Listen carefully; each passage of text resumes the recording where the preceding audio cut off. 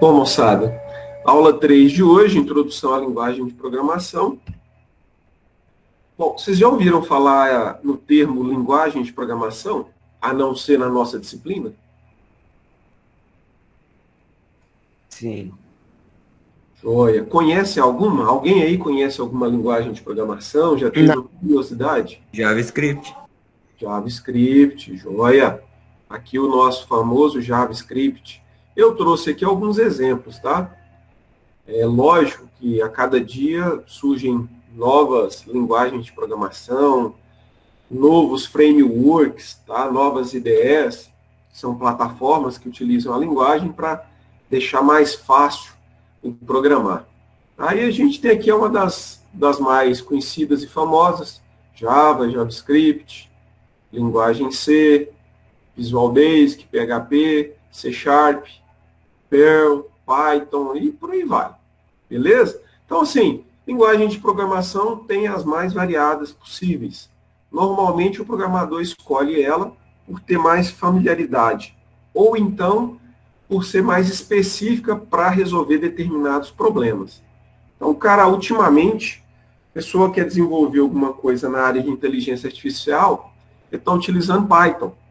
Por quê? Porque já tem muita coisa pronta, muita rede neural já codificada, você simplesmente vai utilizar. Então, a linguagem de programação vai muito do seu objetivo. No nosso caso, que é acadêmico, eu preciso que vocês conheçam os conceitos e o funcionamento, a gente vai utilizar a linguagem C, que é bem mais tranquila para vocês desenvolver esses conceitos. E aí, no futuro, caso alguém de vocês deseje seguir a carreira profissional na área de programação, vocês vão aprender novas linguagens de programação de acordo com o objetivo de vocês. Ah, eu quero programar para dispositivos móveis, eu quero programar para a internet, eu quero fazer programação para chip de baixo nível. Daí vocês terão várias opções para isso.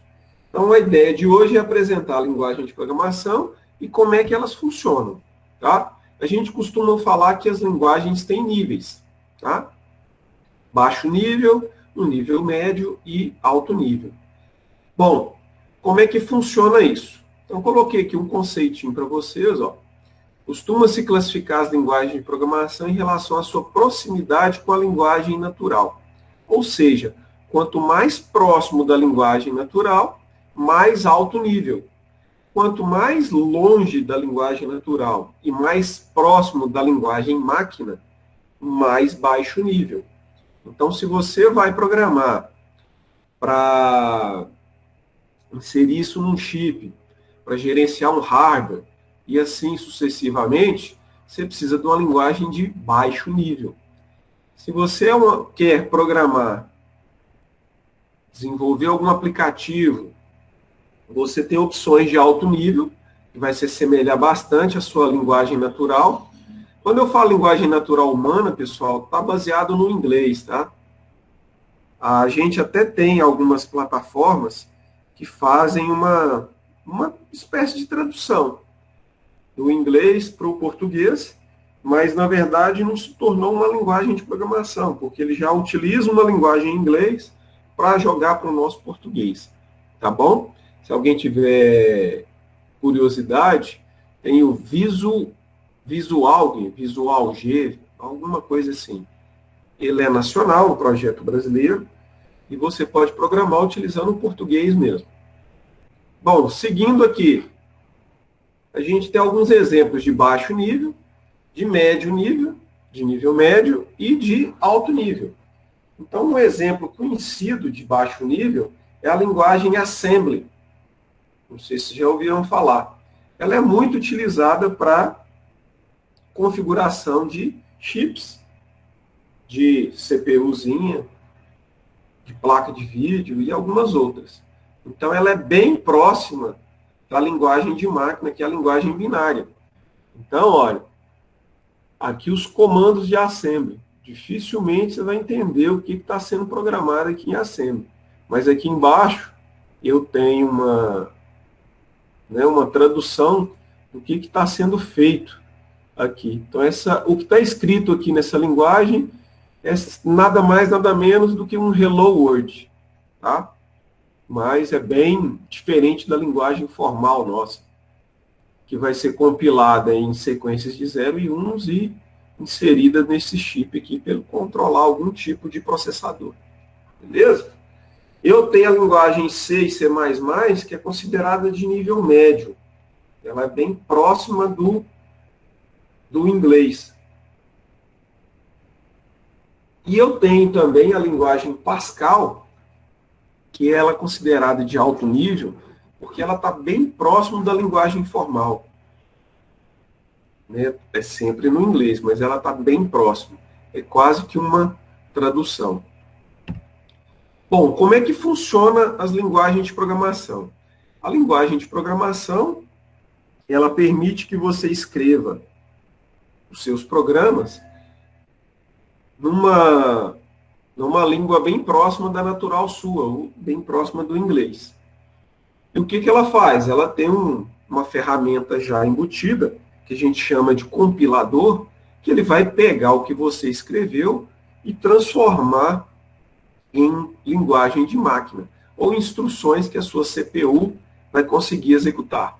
Então, a ferramenta que a gente vai utilizar, que é o CodeBlocks, ela é uma linguagem de programação, uma IDE para a linguagem de programação C e C++. O que você escrever na linguagem C ou C++, ele vai compilar e entregar para o seu processador. Ele vai transformar isso num arquivinho do tipo .ez ou executável, que o computador vai entender, a sua CPU vai conseguir compreender e executar. Tá? Então, o funcionamento da linguagem de programação é assim. Existem alguns tipos de compilação, para traduzir o que você escreve de forma que o computador consiga entender. Tá? A compilação é o quê? É você converter um arquivo que você acabou de escrever num outro arquivo do tipo binário que pode ser executável pelo computador. Bom, quais as vantagens, né, de uma linguagem de programação que trabalha com a compilação? Ele, depois de compilado, se torna um arquivo executável e aí ele pode ser executado de maneira independente, dentro ou fora da sua ferramenta da linguagem de programação. A desvantagem é que ele é convertido para aquele tipo de sistema operacional, para Windows ou para Linux e por aí vai. Uma vez convertido para aquele sistema operacional, ele só vai funcionar naquele sistema operacional. Outras formas de fazer essa conversão. A gente tem formas diferentes. Uma delas é a interpretação. Então, ele não é compilado, ele é interpretado. Como é que funciona essa interpretação? Nós temos, por exemplo, o PHP. O PHP, você vai escrever ele. Normalmente, o PHP é feito para rodar nos navegadores, nos browsers. E aí, o que acontece? Toda vez que você abre o browser e tem uma instrução em PHP, ele vai lendo e executando ao mesmo tempo. Tá? Então, ele utiliza o processamento do seu PC para ir convertendo isso aí, fazendo a interpretação. Qual que é a vantagem? Em qualquer browser, independente do sistema operacional, o PHP vai rodar. E qual que é a desvantagem? O desempenho. Né? Porque toda hora que ele for lendo uma linha de programação, ele tem que ir fazendo essa interpretação em tempo real. Ela acaba ficando perde um pouquinho de desempenho. Ok? E nós temos também o híbrido, que é o que a gente conhece na linguagem de programação Java. O que é o híbrido? Ele faz as duas coisas. Tem uma parte do código já que ele que ele já é compilado, tá? E tem a outra parte do código que ele vai executando de acordo com ele vai lendo as linhas de programação. Tá? Então, a parte mais pesada, ele já vem compilado, e aí o que tiver de específico na sua programação, ele vai fazendo a interpretação. Tá? A vantagem é que também pode ser executado em diferentes plataformas, através do browser. A desvantagem é o desempenho, mas ele tem uma vantagem em relação ao PHP. Como ele vem com o sistema híbrido, ele consegue um desempenho melhor um pouco do que só o interpretado. Ok? Pessoal, alguma dúvida? A linguagem C tem uma estrutura padrão, tá? E aí a gente tem que obedecer essa estrutura para que ela funcione normalmente, para que o compilador consiga fazer essa compilação e nos retornar arquivos binários do tipo executável que possa rodar em qualquer sistema operacional Windows. A gente vai utilizar o sistema operacional Windows e uma IDE, um frameworkzinho chamado de CodeBlocks, tá? Onde a gente vai escrever os nossos programas, ele já tem um compilador embutido que vai fazer essa tradução e vai gerar o arquivo executável, para que a gente possa ver o resultado da nossa programação. Então, o programa C apresenta as seguintes partes. A primeira parte, que a gente chama de onde você declara as bibliotecas, ele é identificado pelo comando include. Então, cerquilha include, e aí você vai falar que biblioteca que você quer utilizar. O que são bibliotecas? As bibliotecas são alguns... Oi? Pois não? O Lucas Fernandes de Oliveira perguntou o que é um framework. Um framework? Framework é uma plataforma desenvolvida para que você possa programar dentro dela. Um exemplo de framework é o que a gente vai utilizar, o CodeBlocks. Um exemplo de framework é quando você pega, por exemplo, um Bootstrap para programar em PHP. O Visual Studio da Microsoft é um framework. Porque o Visual Studio da Microsoft, você pode utilizar a linguagem C, você pode utilizar a linguagem C#, você pode utilizar a linguagem VB. Tá? Então, é uma plataforma, é uma outra aplicação, uma ferramenta desenvolvida para que você escreva seus programas lá dentro e já tenha algumas coisas prontas, como um menu, como uma janela, como um botão. Então, aquilo lá tudo já está codificado e aí você, utilizando o framework, você já tem esses códigos prontos para utilizar. No nosso caso aqui, o que já está codificado são as bibliotecas. Eu tenho lá na minha biblioteca, por exemplo, uma função que vai fazer o cálculo de uma raiz quadrada para mim. Uma função que vai me dar o ângulo, um determinado ângulo em graus, vai converter para mim de graus para radianos. Eu vou ter lá uma função que vai executar vai colocar que eu imprima alguma coisa numa posição específica da tela. Ele vai ter já pronto uma função para receber os dados do usuário. Então, isso tudo está dentro de uma determinada biblioteca. E aí, as bibliotecas que a gente for precisar usar, a gente vai colocar no include, antes de começar. Todo programinha escrito em C vai ficar dentro de uma função. Tá? A função ela é identificada pelas chaves. E a função principal do C é a int main. Então, toda vez que você chegou lá, int main, abriu e fechou, parênteses, você tem a função principal do seu programa em C. Aos poucos, a gente vai aprender a escrever novas funções e adicioná-las à sua função principal.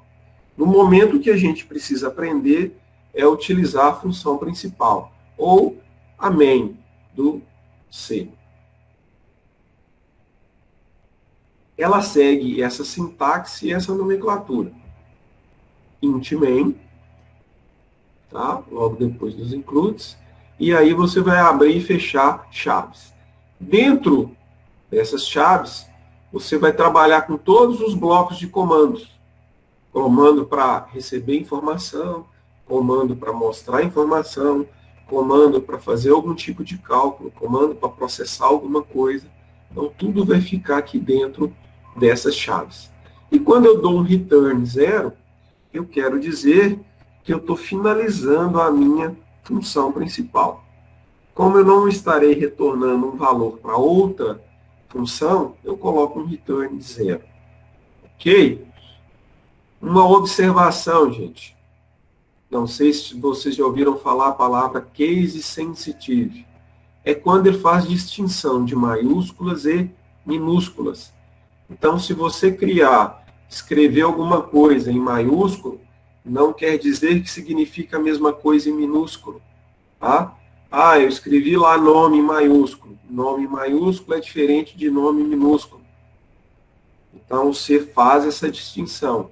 Então, são coisas diferentes para a linguagem C. Quais os tipos de dados que eu posso ter na linguagem C? Bom, vocês se lembram da aula passada, quando a gente resolveu em conjunto aquele primeiro algoritmo lá para somar dois números?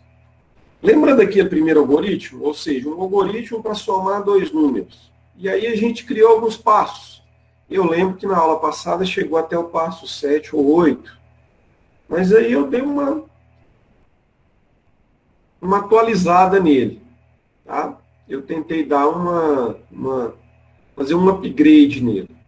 E aí ele caiu a apenas 6 passos. Não sei se vocês se lembram, mas vamos relembrar agora. Passo 1, solicitar o primeiro número.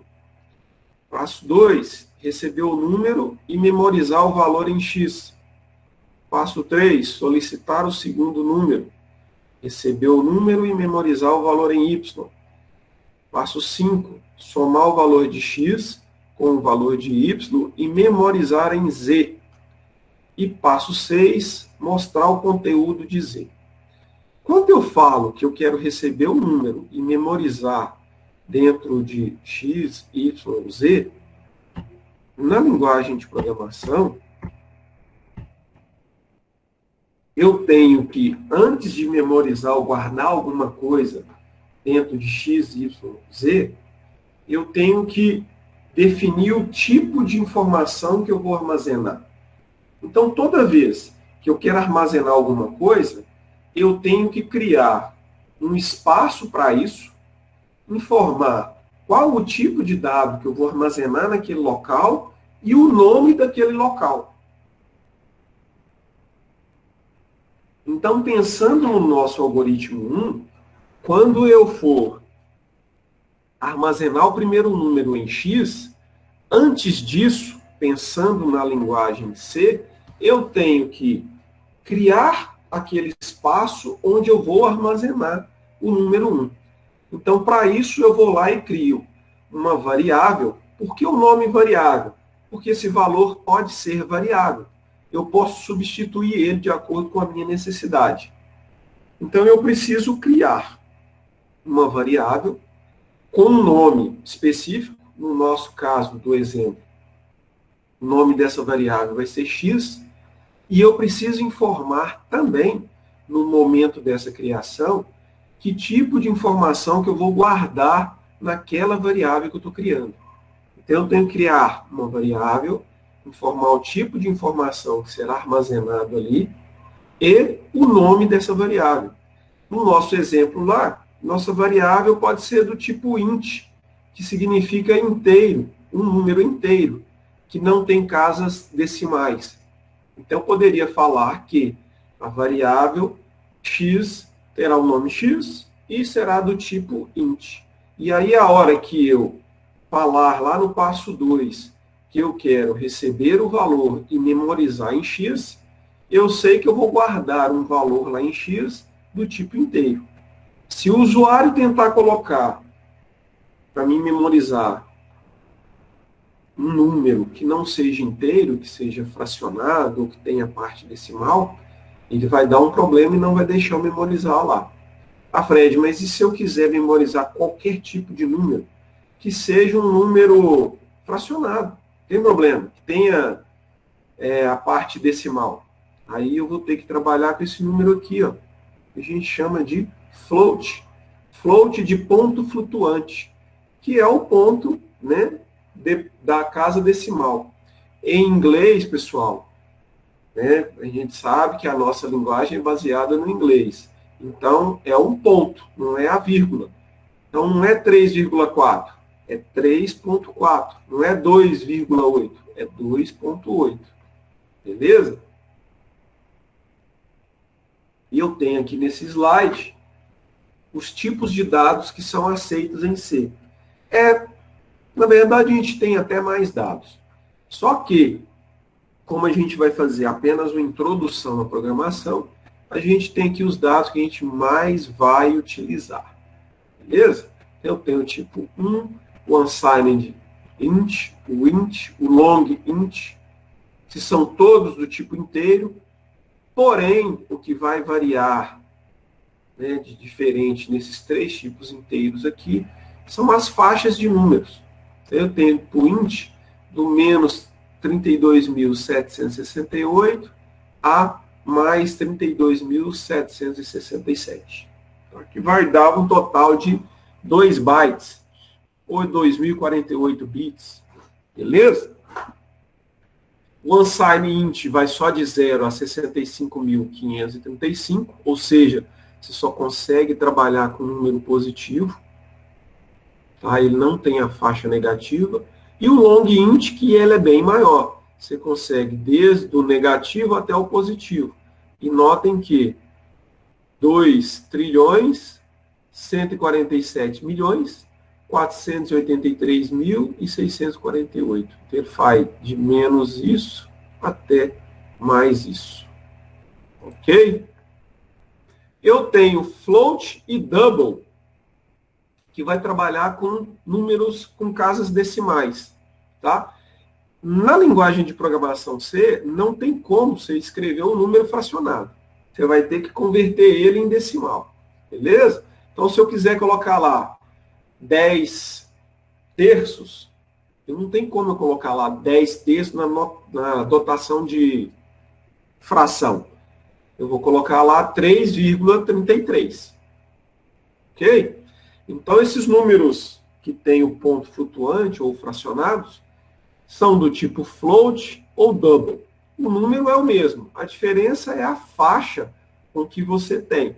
Então, dos números com ponto flutuante ou com parte decimal, eu tenho de 3,4 vezes 10 a menos 38 a 3,4 vezes 10 a 38. Ah, Fred, para que você fez isso aqui com potência? Fica difícil de eu saber. Mas não dá para mim escrever mais 38 número zero aqui e 38 número zero aqui. Haja apresentação para a gente colocar esse número desse tamanho. Tá? Então, a gente dá uma convertida aí em potência para vocês entenderem o tamanho disso aí. O double, em vez de elevado a 38, elevado a 308. Então, coloca mais 308 zeros aqui, que você vai ter uma noção do tamanho desse número. E quando eu quero armazenar informações do tipo texto, uma frase, uma letra, eu vou fazer o quê? Eu vou utilizar o tipo char. Tá? Então, se eu falar, olha, eu vou criar uma variável do tipo char de nome, sei lá, clientes.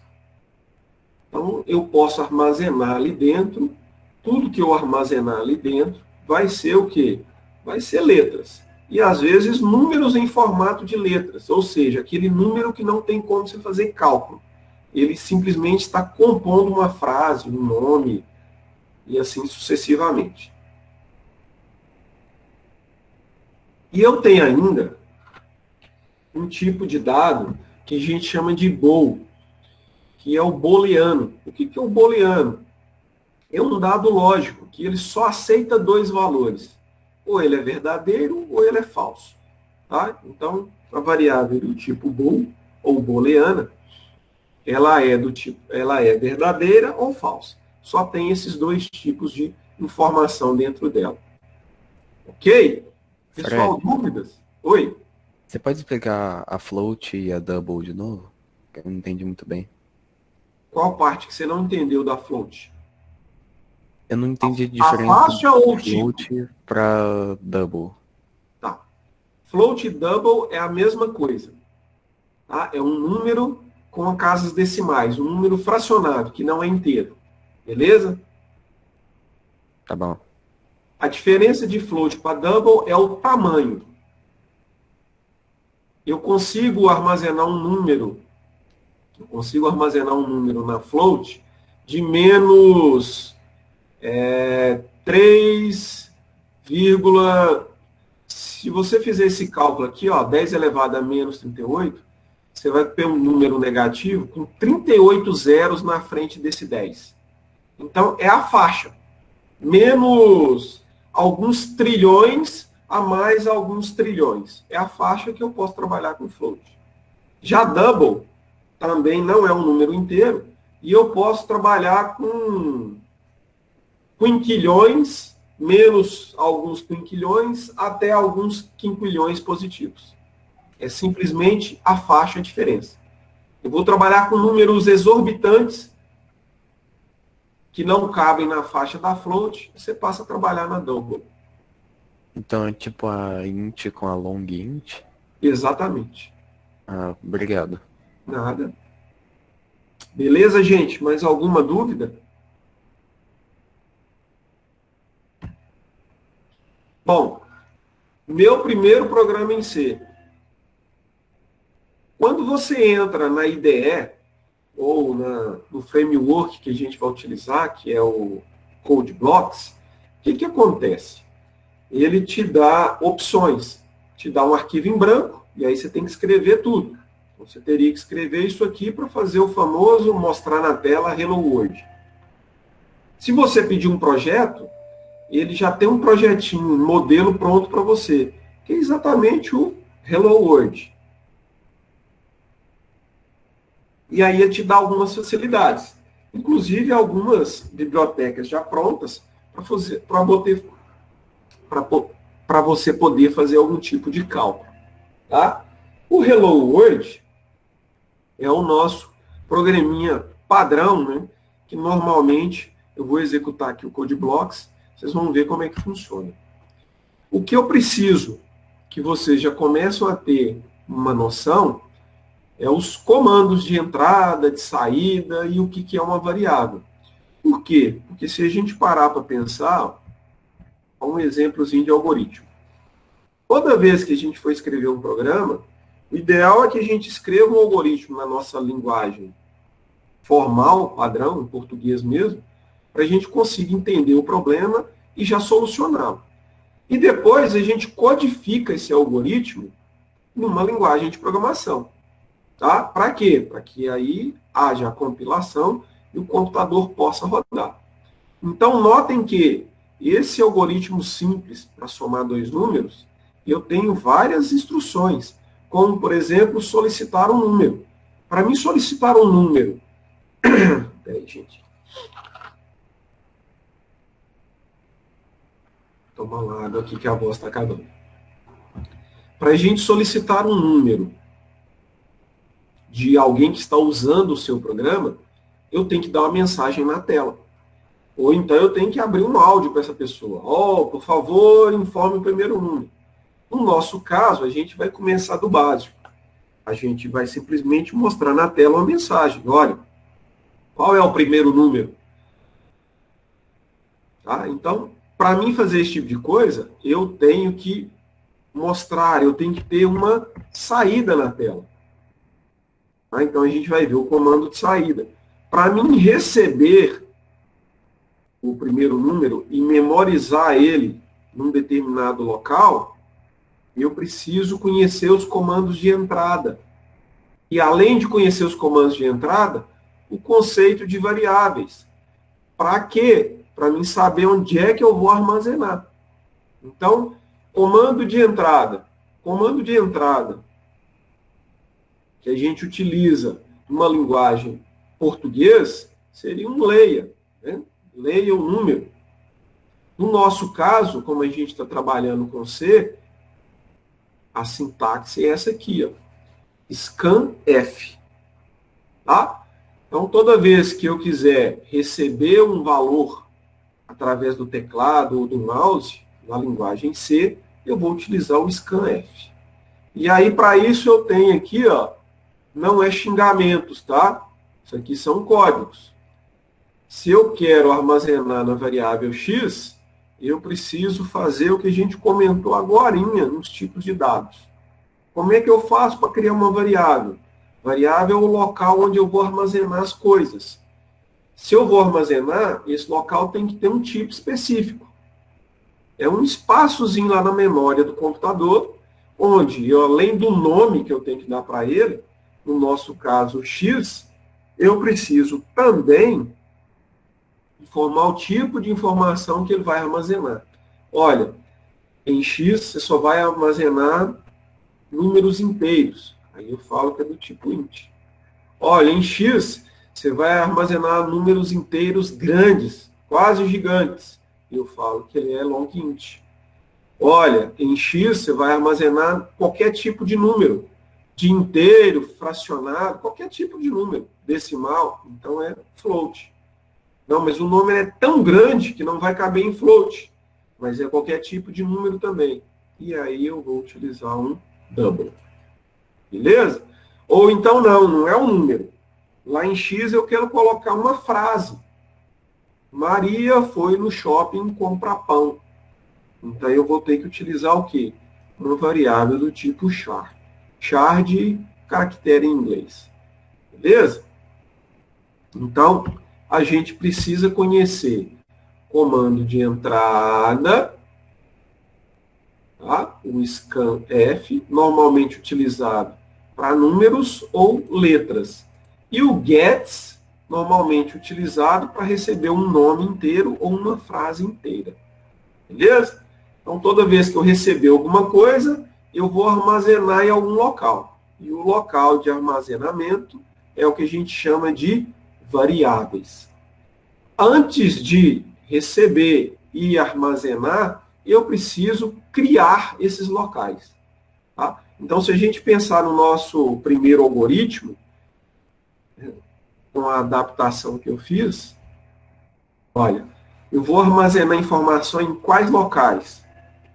Eu tenho X, eu tenho Y e eu tenho Z. Então, eu preciso armazenar em X, Y e Z. Eu preciso criar 3 locais, ou seja, 3 variáveis distintas. Uma com o nome X e com um determinado tipo.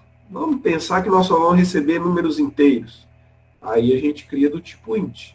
Ah, não, mas e se o usuário digitar um número com casas decimais? Aí eu tenho que criar ela do tipo float, por exemplo. E aí, se eu vou fazer cálculo com números, né, esses 2 números, o ideal é que tanto essa variável quanto essa tenham o mesmo tipo. E essa também, porque vai receber o resultado desses 2. Então, a primeira coisa é criar as variáveis. Como é que eu crio? Falando qual que é o tipo e o nome dessa variável. E aí, depois, eu posso utilizá-las nos meus comandos. Comando de entrada, comando de saída, que a gente chama de printf, tá? E com os cálculos. Tá? Bom, nós temos alguns tipos de impressão. Por exemplo, se eu quiser imprimir na tela utilizando o meu comando de saída. Printf, o que tiver entre aspas é o texto que você vai mostrar, e o que tiver depois das aspas e depois da vírgula é o conteúdo de uma determinada variável, o local onde você armazenou alguma coisa. Tá? E aí a gente tem alguns tipos de impressão, como, por exemplo, quando eu utilizar essa máscara aqui, ó, %D ou %I, é porque eu quero imprimir alguma coisa. Se eu coloquei %D, é porque é um número na base decimal. Se eu coloquei um %F, que é um número float. Se eu coloquei um %L, porque é um número long int. Se eu coloquei um %S, porque é uma string, ou seja, uma frase inteira que está dentro de uma variável char. E assim por diante. Se eu quero imprimir apenas uma letra, eu vou colocar um %C, porque é apenas um caractere. E aí você tem vários tipos de impressão e vários tipos de código. Está aqui nessa tabelinha o padrão que a gente mais vai utilizar durante a nossa disciplina. É lógico que, Se alguém quiser se aprofundar, a gente vai, né, eu passo para vocês sem problema algum, novos tipos de impressão. Professor, o Lucas falou que ele não entendeu. Peraí. Ele não entendeu os tipos de impressão.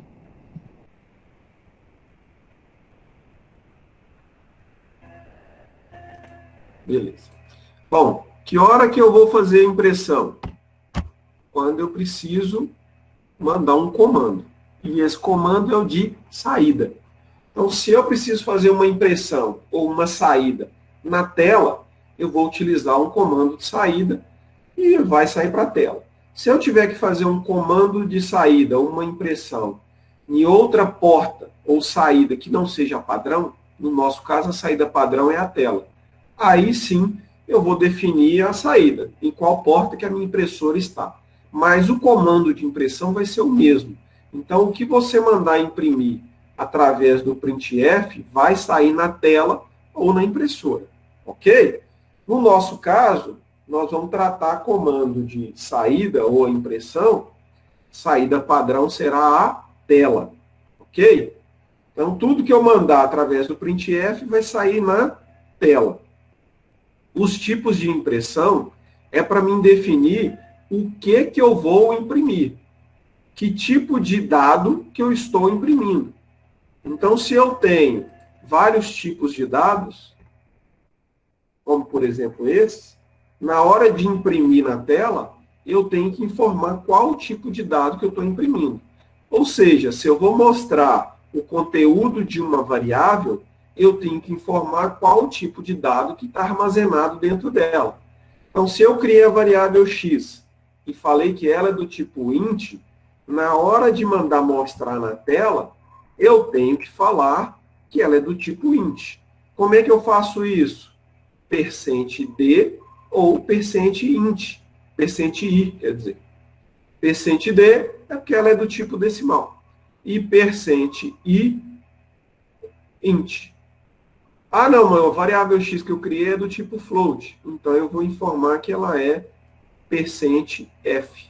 Porque aí, no meu comando de saída, ele sabe qual tipo de impressão que eu vou fazer. E aí eu tenho aqui os tipos de acordo com as variáveis que eu criar. Aí eu criei uma variável x do tipo inteiro, int. Então, eu vou colocar um %d ou um %i. Ah, ela é do tipo long int. Então, na hora de mostrar ela na tela, %l é um número long int. Ah, ela não é do tipo float. Então, %f.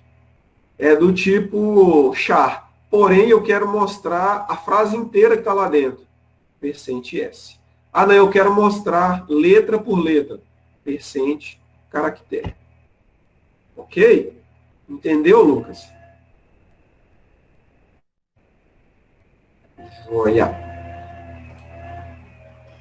Então, moçada, eu tenho aqui os meus comandos de entrada, o scanf.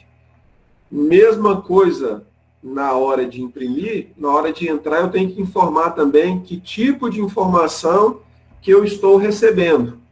Então, se eu vou armazenar essa informação na variável x, que eu falei que é do tipo inteiro, eu tenho que informar aqui, ó, %i ou %d. E depois da vírgula, o nome da variável. Fred, esse E comercial aí é para quê? É para me informar que esse nome aí é o endereço de memória. Então, vocês já sabem que o armazenamento do computador, ou o armazenamento provisório, né, algo que não precisa gravar, que você não vai utilizar várias vezes, é em cima de memória. Então, toda variável que eu criar, ela vai ser criada na memória do computador, enquanto o meu programa estiver rodando. Depois que eu fechei ele, o que acontece? Ele limpa, né, aquelas variáveis da memória. Então, na hora de receber, scanf. Qual tipo de informação que você está recebendo? Lembra lá dos tipos de impressão. %d ou %i é do tipo inteiro. Vírgula e comercial para indicar o endereço de memória onde eu vou armazenar. O endereço é o nome X. E aí, aquela informação que foi digitada, depois do usuário teclar o Enter, ele vai para dentro da variável X. E aí eu posso utilizá-la da melhor forma possível.